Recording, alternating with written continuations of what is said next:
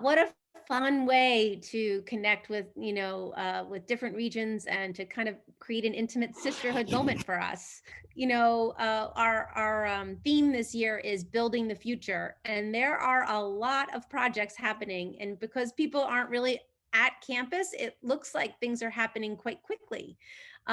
We have engaged in a 4-phase project for the classic building restoration, and it is truly spectacular.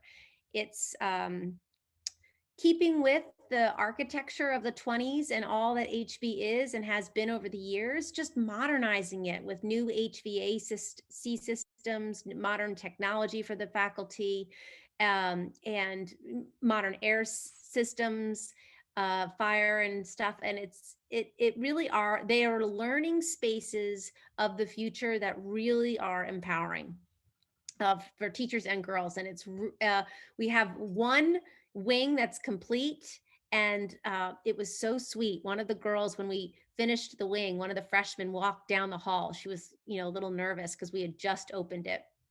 And I said, we're doing this for you. And she's like, for me? I'm like, yeah, because we want you to feel, the future. You are the future. And we peeked in the room together, and her eyes were like silver dollars. She was so excited to hopefully be in person and yet to be in these new spaces. So the next phase is going to be complete. We're doing it wing by wing. So we shut down one wing, and then so that we don't interrupt the girls' experience. Lots of faculty and staff have been displaced. I don't have an office yet. My office is now they're teaching Chinese in there. So it's very, lots of administrators who are displaced, but the girls' experience has been seamless. So phase 2 will be complete in the first week of May. Phase 3, which will be the second floor, will be complete in August. And the whole classic building restoration will be complete by October. A really exciting moment. And then we are also actually, one more thing to that. The girls have been involved in the construction project. We chose builders, the Higley Company, partly because they were willing to allow that knowledge and action piece, that fellowship piece, be authentic. And our fellowships for sustainability have a number of student interns that are involved with the architect, with the electrical engineers, with the planners, and with all the processes in a really authentic way. So we have actually girls building their high school, with the workers, and they've loved it. It's just been an amazing textbook of knowledge to how this really happens. So that's been a really innovative way to approach kind of this refresh project. And then add another layer to it, we are optimizing the athletic facilities outside. So last week, a big bulldozer came through and took out the tennis courts and the old grass field, and we're building new tennis courts and a new turf field that will also include a turf softball field. So really wanting to be able to have the best facilities for our scholar athletes and our developmental athletics. We will be the only girls' school in Cleveland with 2 turf fields next to each other. So we can really host these tournaments for the young girls to be able to, understand that be well, lead well, athletic life that can create good balance for them, and hopefully a sense of team and sisterhood in that way. So big projects abound. And it's been fun to transform campus and to see the girls be a part of that. And then finally, I'd say there are 4 pillars of HB. We really went through a rebranding process. And so while our program and our curriculum very much is the same, we're talking about them differently with more articulate words, easier Instagrammed and tweeted. We wanted to refresh our language. So it was also historically modern.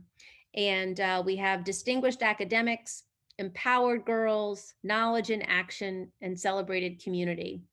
And of course, the head of the knowledge and action is Scott Parsons, who's here. He as the director of the fellowships, and tonight really links into how HB alums have put their knowledge in action and created passions and careers from what they've done. So, and I'm so glad that Katie could be a part of this too, as a one of the students involved. So things at HB are terrific, really exciting times. And if you haven't checked out some of the website that highlights the construction and what's going on, I encourage you to, because it's really been just an amazing stewardship of a beautiful campus to the next century. We've really privileged to be able to do that well. So Scott, I'm going to hand it over to you. And Scott, mind you, it's also been a little noisy. So, so Scott's been on the team as one of the admin, very displaced, and he's got no home, and he's walking around with kids. So I appreciate all of the flexibility of the leadership. And Scott, thank you. Thank you, Fran. Everybody has a better office space than Fran, who has been at different points in a stairwell and in closets and everything else. So she's leading the charge there. So thanks for being here today. Our two featured panelists are Kelsey O'Hearn and Clara Williams. Kelsey is a member of HB's class of 2008 and a graduate of Northwestern, where she also earned her MBA from the Kellogg School of Management. She has worked in marketing and currently is analytical lead at Google. And Clara is the founder and CEO of the Clara Williams Company, which she created in 2002. Prior to that, Ms. Williams held senior level positions in sales, marketing, and business development at US Robotics and UBID. She is a graduate of Dartmouth College, class of 93, and Harvard Business School, class of 99. Clara serves on the Women's Board of Rush University Medical Center, and she is the mother of two daughters, Margot, 19, and Charlie, 17. So to get us started, and I'll throw this one to you first, Kelsey, and then to Clara. If you could just tell us about the path you've taken since you were a student at HB and what you're doing now. Yeah, absolutely. So after HB, I attended Northwestern in Chicago, well, in the suburbs in Evanston. And actually, I applied to Northwestern because of a specific math program that was really compelling to me because of my experience at HB. I participated in the science research program at HB, and I actually, as my project, helped establish the sort of proof points of the Aspire program before students were old enough to have been graduating and attending college. And so I did a lot of data analytics in high school and found out that I really enjoyed it. So I went to Northwestern, I studied math and economics, and when I graduated, I started my career at Nielsen, which is a market research company, really data analytics, which is what I do today. So I've had a pretty linear trajectory, I would say. I spent about 6.5 years with Nielsen doing various types of analytics for my client, Kraft Foods, which later became Kraft Heinz. So everything from marketing to pricing to just consumer understanding. And then I attended Kellogg part-time. While I was at Nielsen, I started at Kellogg, and then 2 years ago, I transitioned to Google, where I still continue to work in analytics. And I finished my MBA, I guess, a year ago or so. And at Google, I'm taking the analytics more from a sales perspective now. So previously, I was like a true third-party researcher, helping my client understand what was maybe the best investment from an advertising point of view. Now I'm at the advertiser. So it's more trying to identify what are the proof points that are going to help my clients see the value of the investments they make with Google. Nice. So yeah, that's it. Thank you. All right, and I'll throw that same question to you, Clara. I think Kelsey and I are a perfect match because we are the yin to each other's yang. I definitely did not have the linear path that you did. You seem much more organized. You were very thoughtful in your approach. I bounced around from one thing to the next. I think I had 4 or 5 majors, while at Dartmouth. And at one point I was hoping to be an econ major. Then I had to pivot because that wasn't working out as well as I thought it might. And then I was pre-med. And then I thought, ooh, I don't know about that. Chemistry isn't really my jam. So then I was interested in environmental studies. I ended up as an English major, and going into business.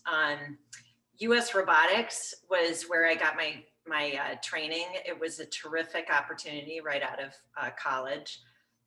Again, they just happened to be one of the companies that came to campus that was not consulting or financial investments. And so I got lucky and I had the interview and I loved it and fell in love with the job and the opportunity. I moved to Chicago and, you know, what an incredible job that was, because the growth of the company was so fast and so rapid. I think we were a $350 million company, and 4.5 years later, we were $2 billion. And so I got to get, you know, my feet wet in every kind of different job: sales, product management, you know, marketing, working with the engineers, and then ultimately business development.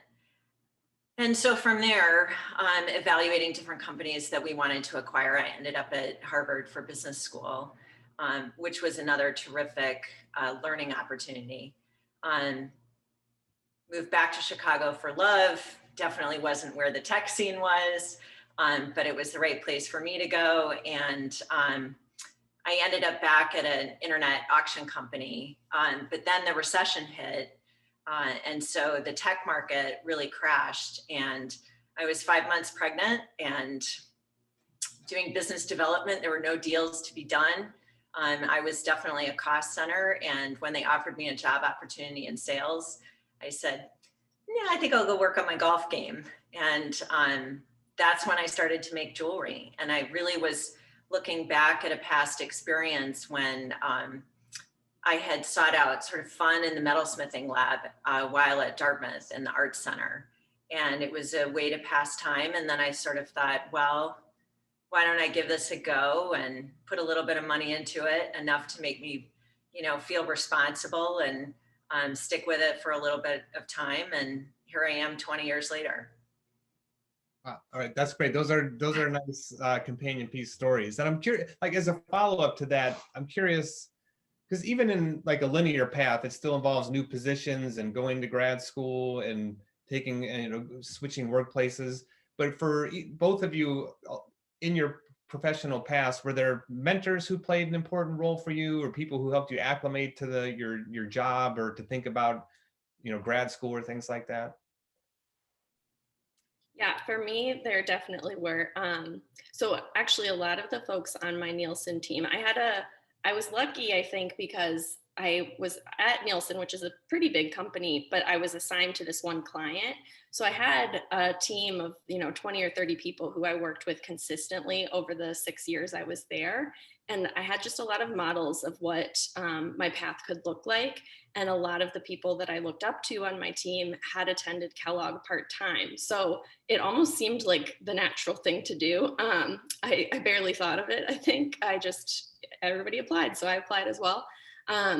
So I did have that kind of just, I think, mentors and people to look up to that I wanted to emulate their careers. And specifically, my job at Google came about because I was looking internally at Nielsen, and one of my mentors had a friend at Google, and she felt like it would be a really good fit and made that connection for me.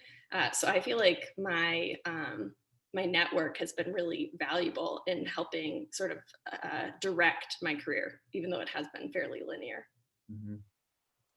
Yeah, I had a lot of really wonderful mentors while I was in more of the larger corporate job opportunities.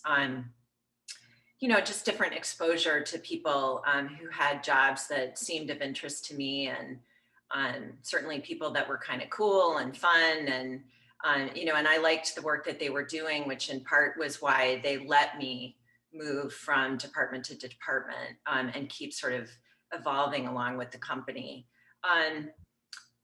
Business school really came about. I ended up going to HBS because a former boss of mine had gone there, and he said, look, you know, you might end up in marketing for the rest of your life. You really need the finance experience if you want to do something that is going to really move your career forward. And he really took me under his wing and brought me into the business development department, where we did several acquisitions.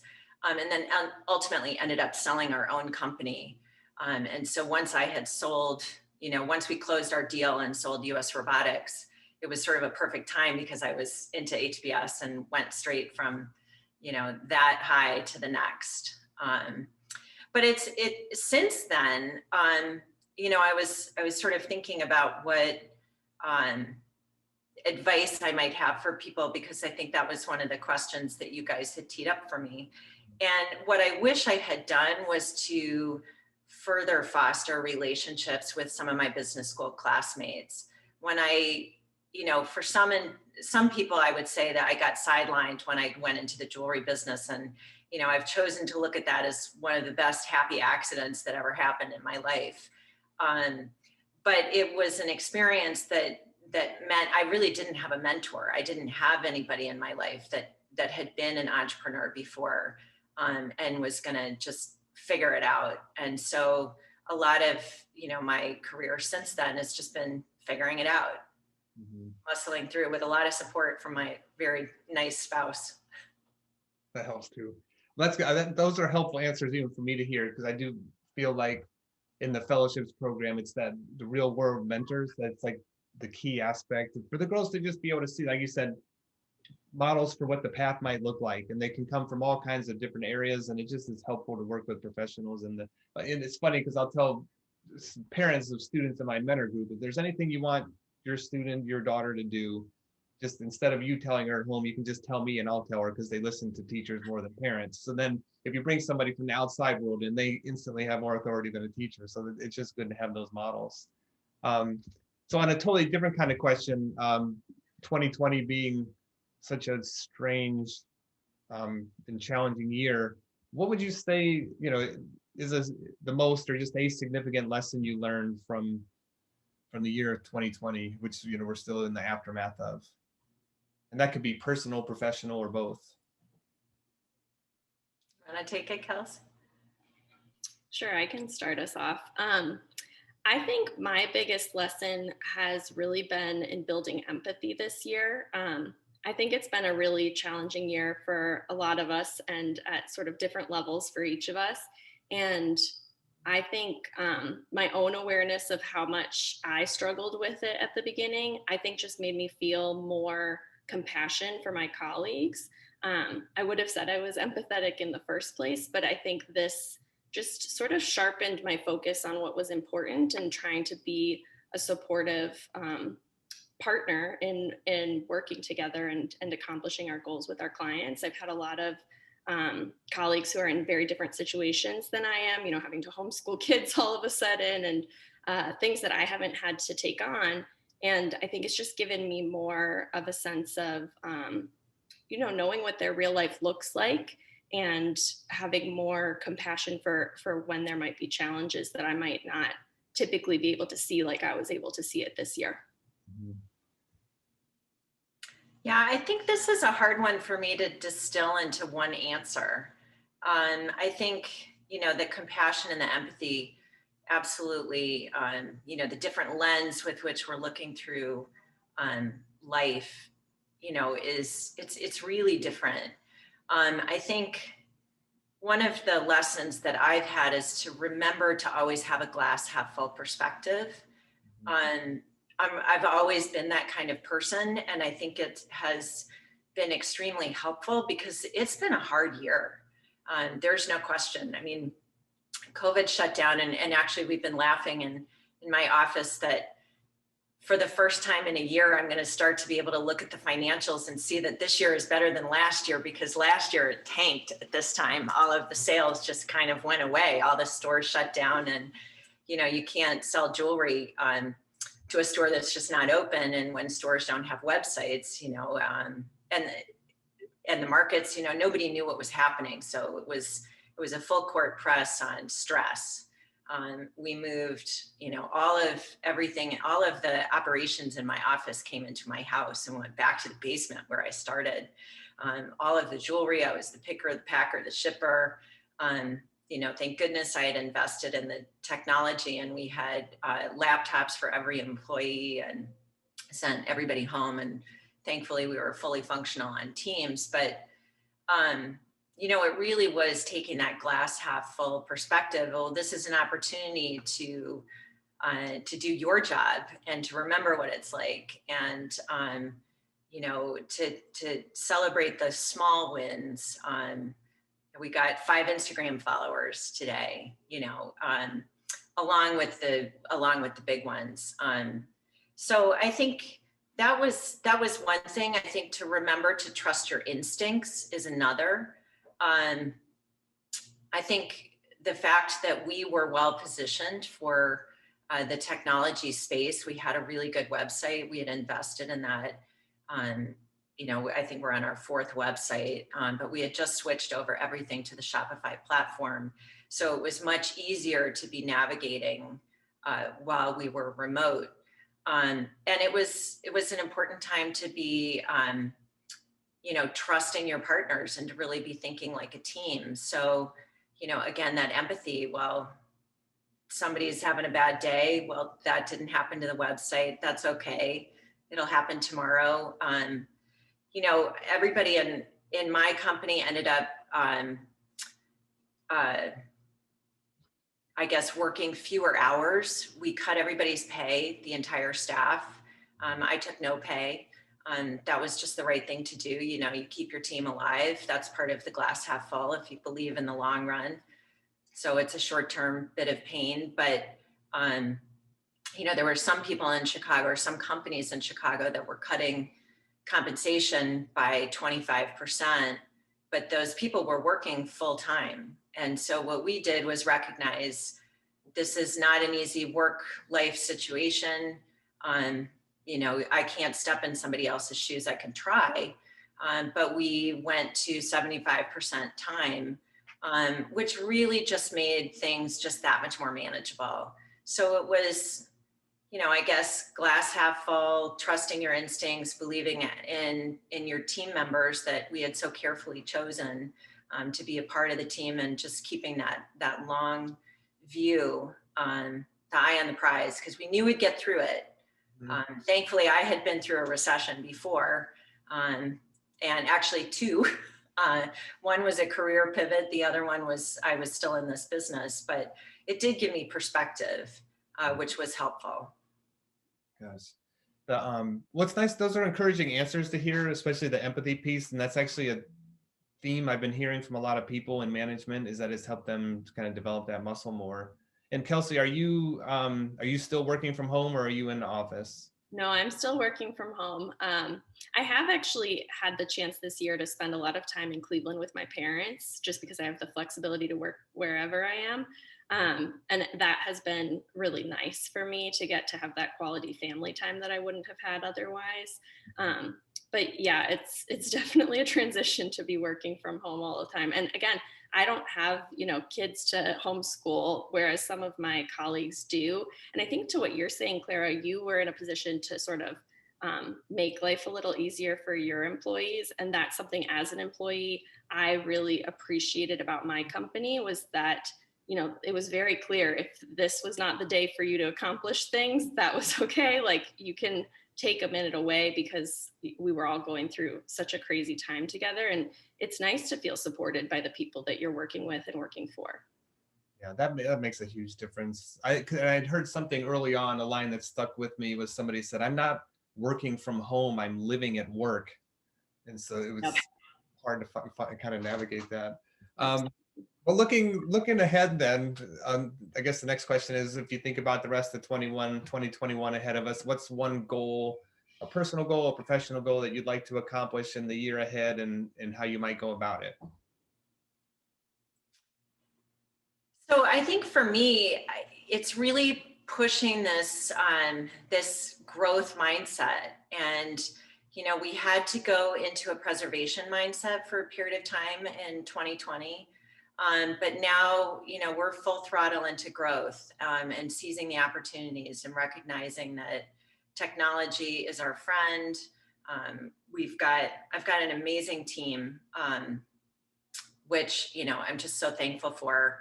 And they are very savvy on the technology front, and we're learning every day about that in particular, and how to better interact with customers. And it's just sort of forcing us to think out of the box, which I think is really good, and it's super healthy for the growth mindset. But it's nice to be thinking that the preservation mindset can be left in the rearview mirror, and we can go forward. Moving out of triage mode all the time. Yeah. Okay, how about you, Kelsey?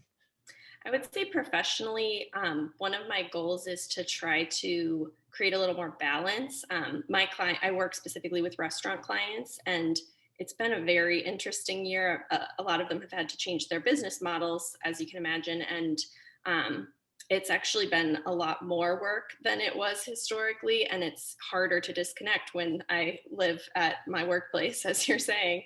And so that's, I think, a big focus area for me, is making sure that I'm establishing the right sort of balance. And I think managing my energy is something that I'm noticing specifically, that when you're in back-to-back Zoom calls all day long, there's something about the way that drains you, that it's different than just working an 8-hour day, right? And that's something that I want to pay attention to when I can find the energy to do my work more effectively, and how to create a little more balance there. And then on the personal side, I did finish my MBA, but I never finished a major. You don't need one in order to graduate.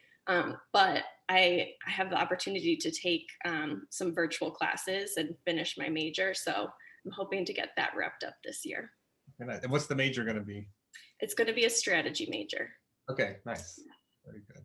Well, and if I go back to something Fran said at the beginning, which you made me think of when you mentioned growth mindset, Fran said we had kind of gone through this rebrand process, which gave us better, more accurate, more effective language to talk about our programs at HB. But that was one of the big ones. We worked with the developmental psychologist to look at all of our programmings and help us think through to make sure we're meeting the developmental needs of our students.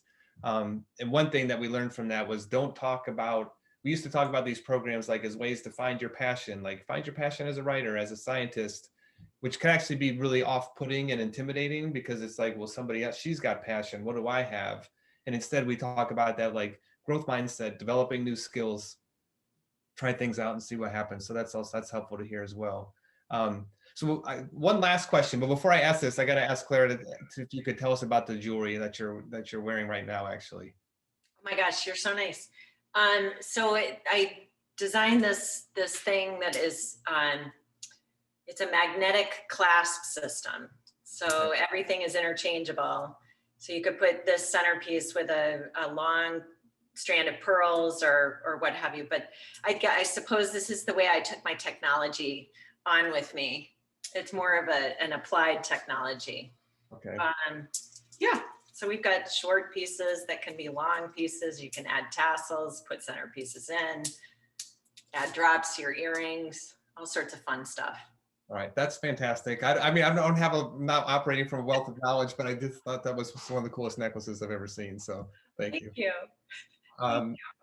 Okay, so just last question is, and this is always helpful for our students to hear, is what advice or suggestions you might have for your fellow Blazers, whether those are current students or young alum? I think my advice is enjoy life in whatever stage you're in, and really don't always be trying to figure out the next stage, because you might be just like me, where you have no idea where you're going and end up being very happy with where it is. But as long as you have that growth mindset, it's going to take you somewhere, and you'll end up in a place that I think you'll be happy. That seems to be my advice. And then I think the only other thing that I would add is don't be bashful to ask for help or advice. I think in particular right now, the job market is very strange. It's super strong, I think, in certain areas like technology, where we just can't get enough coders and what have you, but it's very weak in other areas. So, if you need help in the job department, or if you need help in trying to figure out how to change your situation in your current business, don't be bashful, because people really do want to help. And it will just encourage you to keep learning, and you will learn. So That's my thought. Great. I love that advice. I think to build on the growth mindset piece, I always come back to the HB motto, right? We learn not for school, but for life. I feel like that's always really resonated with me. And I think, especially in a year like this one, we've been presented with a lot of challenges. And I think there are a lot of learning opportunities within that. So I always come back to what's the lesson I can take away from this, and how can I apply it going forward? Great. Thank you. So I'll kick it back to you here, Dana, in a second, but I just want to thank you both for sharing your time and stories with us. I love these events. It's so good to hear people's stories, and it kind of just, it's a good boost of positive energy and optimism. Thank you for having us. Thank you. And I just have to throw out that I've had 2 HB alums working with me here at CWC over the years, and both just stellar, totally amazing people. Margaret Lamontia and Emily Garrett. Nice. It's amazing the graduates that HB keeps churning out. It's a terrific group.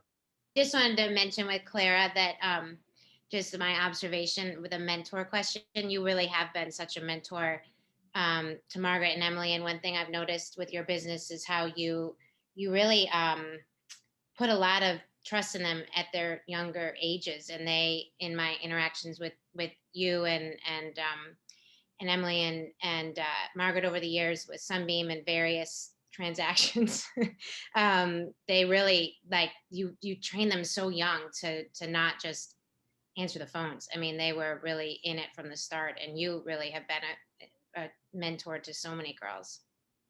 Oh, that's so nice of you to say. I think, so many people forget that when they were given the opportunity, they rose to the challenge. And I see that these people are so bright. And if you don't give them those opportunities, you're just, you're hurting yourself and you're hurting your own opportunities.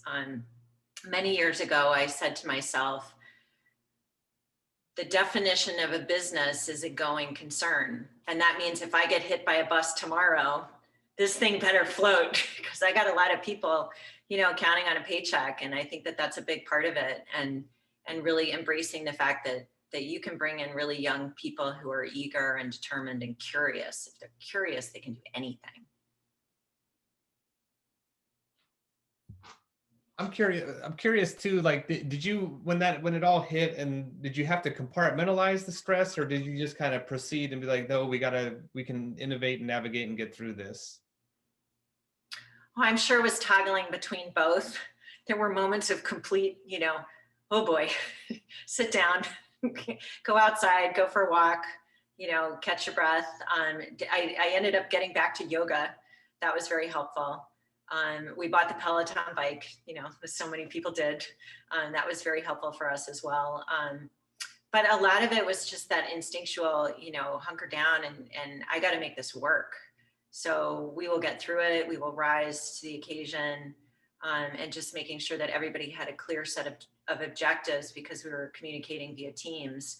And we were on video, like we all got comfortable being on video with each other when nobody was talking. But it was nice because you had a friend in the room and you could just see that you were kind of working together. But I think a lot of it was that. Libet, you had a question?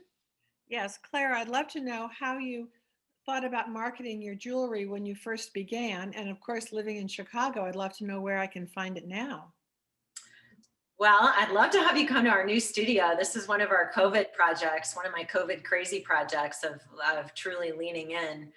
We had a lease that expired. And so instead of just re-signing the lease, I got a bigger, better space that had no structure to it. And so we did a gut renovation. Everybody was working remotely, and I got to put my construction hat on and improve things like the air system, the ventilation system. So all the metalsmiths have vents over their desks. And it was a nice time to think about more space so that we could come back, because we actually came back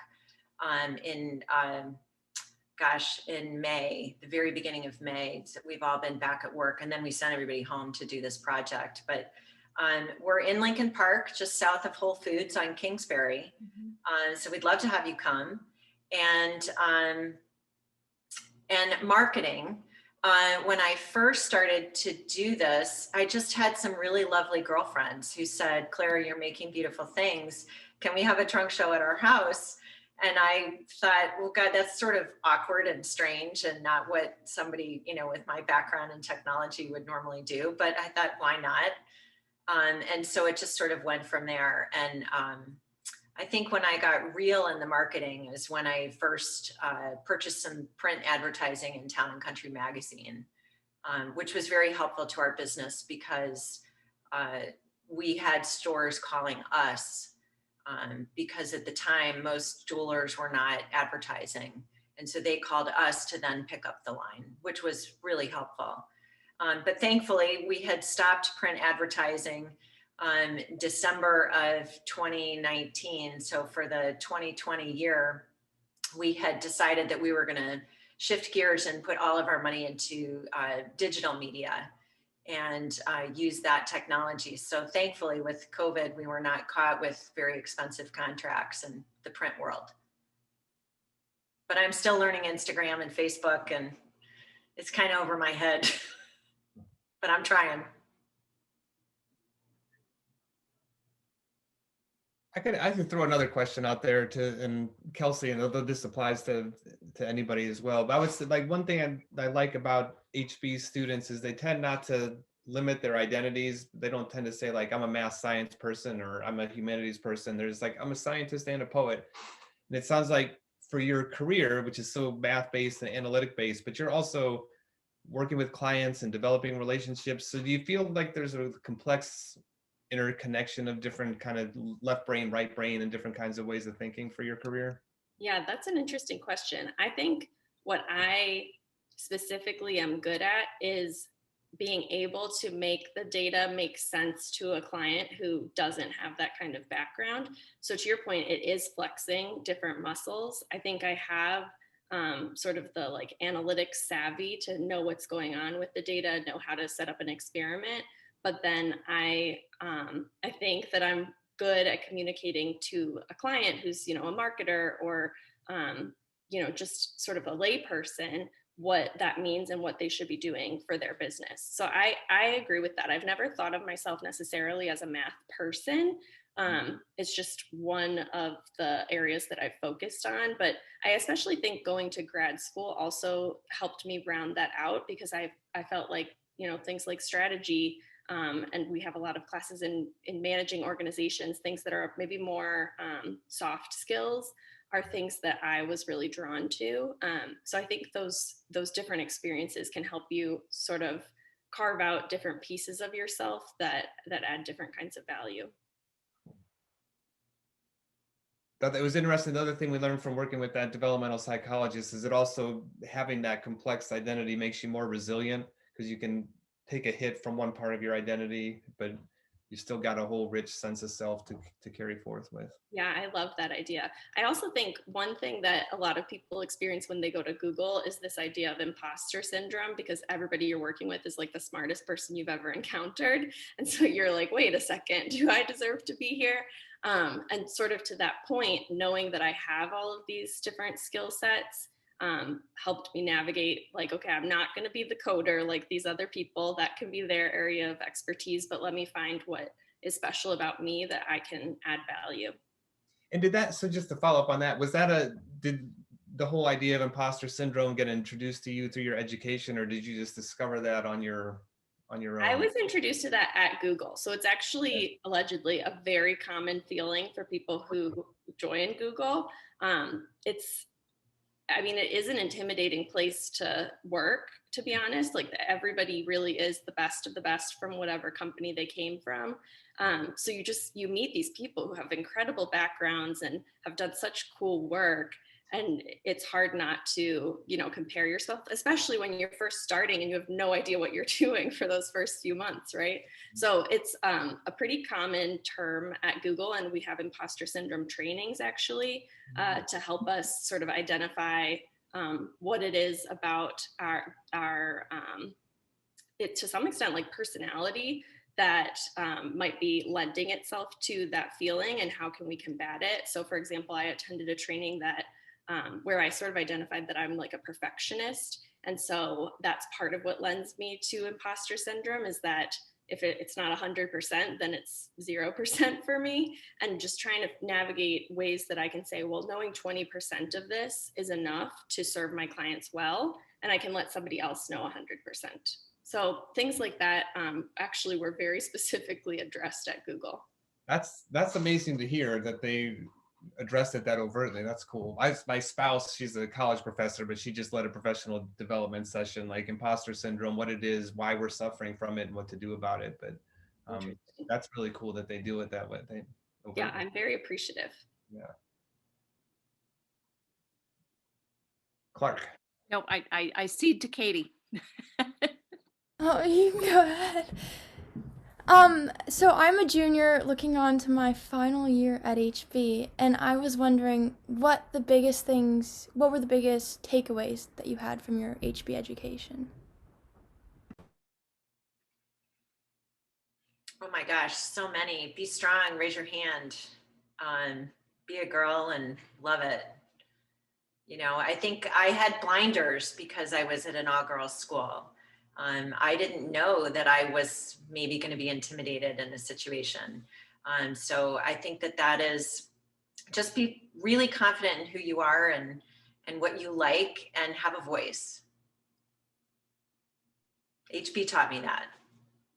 I love that advice. I agree with you that being in HB's community sort of lets you try on a lot of different hats without a lot of, I feel, fear of failure, right? You get to try a lot of things and see if they work. And I think the rest of your life can still be like that. It just seems a little scarier.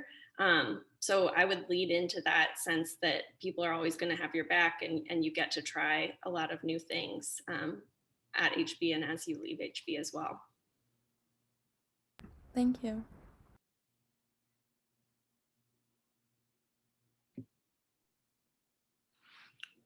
So if I may, can I ask you both, if you had a crystal ball, where would you see yourselves in, say, 5 to 10 years? Do you make goals, or are you comfortable letting things happen organically? You want to start? Sure, I can start. I don't have a good crystal ball prediction. I love my job, so I would intend to be at Google in 5 to 10 years. I'm only 2 years in, and there's a lot for me to learn there. So I'm excited for the possibilities. But I don't know. I'm willing to see where life will take me. I'm definitely open to the opportunities. Yeah, I don't see myself switching gears and going to work for anybody else. I think, you know, I just had my big 5-0 during COVID. So yes, I've been thinking about my goals, but I tend to be a pretty goal-oriented person. And I think I used to think about goals, where do I want to be in 10 years? Now I've shortened it to where do I want to be in 5 years? And I think my personal goal is to sort of see where I can take this company. I have the best team I've ever had. Everybody is really, really talented. You know, and like we were talking about, I've really come to appreciate their different skill sets and everybody's strength and celebrating that. And so, you know, we're trying to see where we can grow this company. COVID was a really interesting opportunity for us to get into new areas. So, you know, I had to keep metalsmiths busy. Well, there was no metal work because we couldn't bring gas into people's homes. So we started to manufacture masks.